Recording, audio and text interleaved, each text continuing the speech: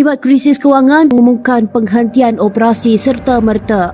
Dalam kenyataan rasmi semalam, pengurusan memaklumkan pemain import telah dihantar pulang dan pembayaran dibuat mengikut kemampuan kepada kaki tangan serta pemain menggunakan dana sedia ada. Akibat faham krisis keuangan, pemain import sekaligus naturalisasi dihantarkan pulang ke negaranya. Dalam Liga Malaysia tentang pemotongan gaji ni, Zul. Masalah gaji ni macam ni lah. Sebab player pun rasa macam termakan dengan janji manis. Lepas tu tim-tim yang suka janji manis ni pula tak dikenakan hukuman yang setimpal oleh regulator. Minta maaf lah. Orang kata dia ni Menteri Keuangan yang paling hebat di Asia. Paling hebat di Asia, Menteri Keuangan Asia. Berlaku krisis ekonomi.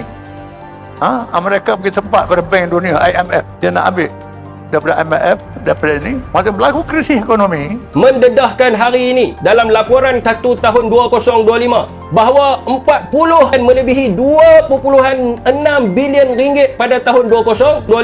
Situasi ini amat membimbangkan kerana ia melibatkan dana awam yang sepatutnya diuruskan dengan baik, mencerminkan kelemahan dalam pengurusan dan tadbir urus kerajaan madani di bawah pimpinan Anwar Ibrahim. Sejak mengambil alih, Perak FC melunaskan hutang 8 juta ringgit dan membelanjakan 10 juta ringgit setahun bagi operasi 4 pasukan. Namun selepas pelaburan lebih 40 juta ringgit dalam tempoh 3 tahun, tiada lagi dana berbaki untuk meneruskan operasi. Dalam pada itu, pihak pengurusan masih menunggu dana daripada Liga Bola Sepak Malaysia MFL untuk melunaskan komitmen tertunggak sementara menguruskan penjualan peralatan latihan pasukan dan baki barangan cenderamata. Perak FC mengesahkan tidak akan menyertai sebarang liga atau kejohanan musim depan. Semua pemain dan jurulatih kini bebas mencari kelab baharu. Perak FC mengucapkan terima kasih kepada semua yang pernah berkhidmat untuk kelab dan menegaskan ini bukanlah pengakhiran yang diimpikan. 22 Mei lalu, Perak FC dan Kedah Darul Aman FC KDA-FC gagal mendapat lesen kebangsaan daripada MFL sekaligus tersingkir daripada Liga Super 2025. Black economy. Mereka ini beroperasi yang mana tidak didaftarkan secara sempurna. Total world GDP, kalau kita ambil contoh hari ini, total world GDP ialah 101 trilion US dollar. Kalau kita times dengan 4.7, about 476 trilion ringgit.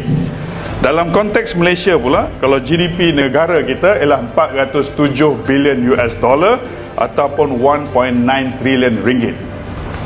Tuan-tuan tahu berapakah nilai ataupun jumlah atau amount peratus black economy ini?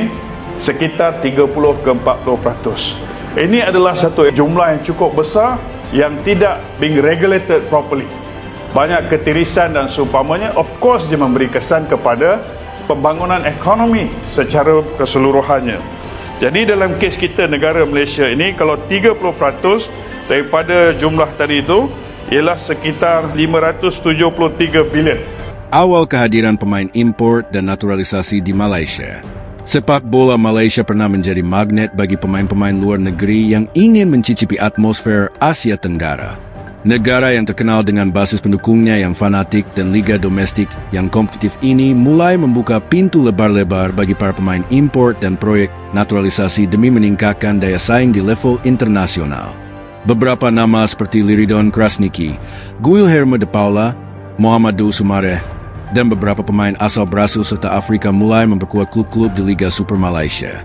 Bahkan mereka yang memenuhi syarat akhirnya dinaturalisasi dan dipanggil membela timnas Harimau Malaya. Tujuan dari langkah ini sebenarnya mulia, memperkuat skuad nasional agar bisa bersaing di level regional dan Asia. Malaysia bermimpi mengejar prestasi seperti Jepang, Korea Selatan, atau bahkan Thailand yang lebih dulu melakukan kebijakan serupa dengan hasil lebih positif.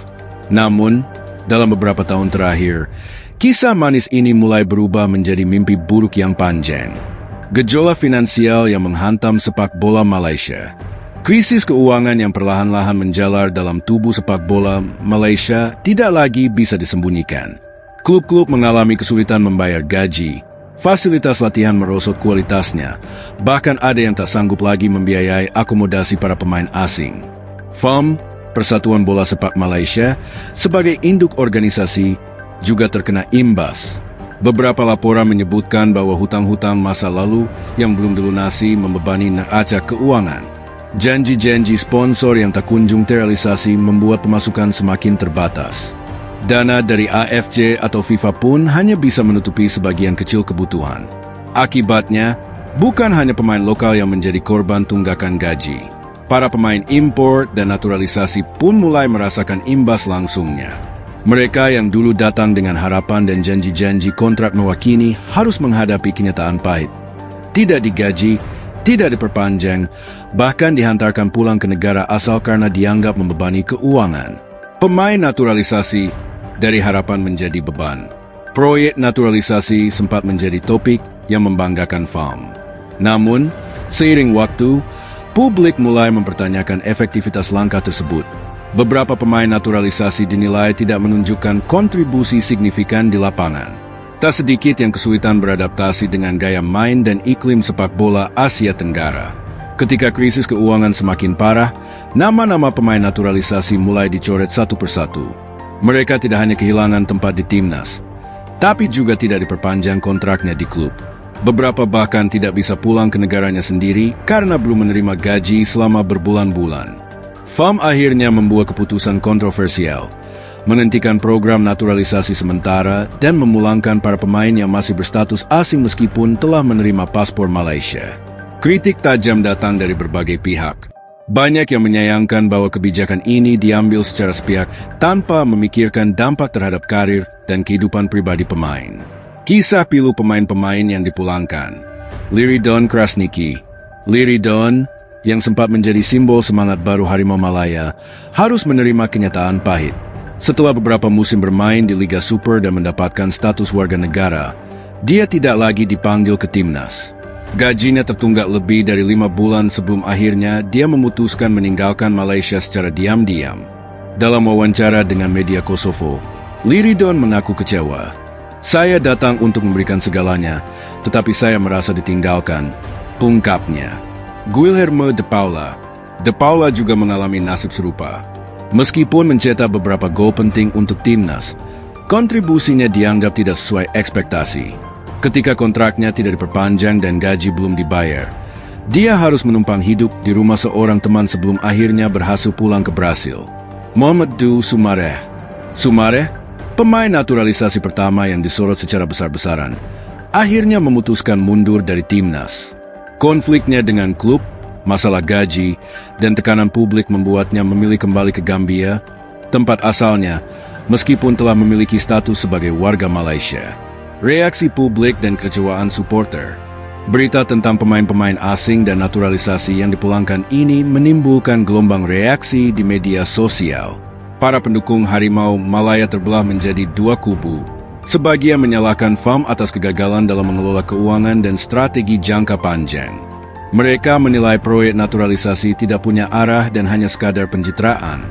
Bahkan, muncul tuntutan agar petinggi FAM mengundurkan diri karena dianggap tidak becus menjalankan organisasi. Di sisi lain, ada juga yang menyalahkan para pemain asing yang dianggap hanya datang demi uang, bukan komitmen. Mereka menilai pemulangan ini perlu dilakukan agar sepak bola Malaysia kembali mengandalkan talenta lokal. Namun tak bisa dipungkiri, mayoritas masyarakat merasa kecewa. Pemain-pemain yang dulu dielu-elukan, kini harus pulang tanpa kejelasan. Banyak yang merasa malu karena citra sepak bola Malaysia tercoreng di mata dunia internasional. Dampak jangka panjang bagi citra dan daya saing sepak bola Malaysia. Pemulangan para pemain impor dan naturalisasi ini bukan hanya berdampak jangka pendek. Dalam konteks jangka panjang, Malaysia menghadapi tantangan besar dalam membangun kembali reputasinya. Agen-agen sepak bola dari luar negeri mulai enggan merekomendasikan pemain untuk bermain di Malaysia. Mereka khawatir klien mereka akan mengalami nasib serupa, gaji tidak dibayar, kontrak diputus sepihak, atau diabaikan setelah membawa prestasi. Turnamen internasional juga mulai menyoroti Malaysia secara negatif. Beberapa federasi luar negeri menanyakan ke FIFA tentang perlakuan terhadap pemain asing di negara ini. Investor asing pun mulai menarik diri. Mereka tidak ingin terlibat dalam lingkungan yang tidak stabil secara finansial dan penuh ketidakpastian dalam pengelolaan liga.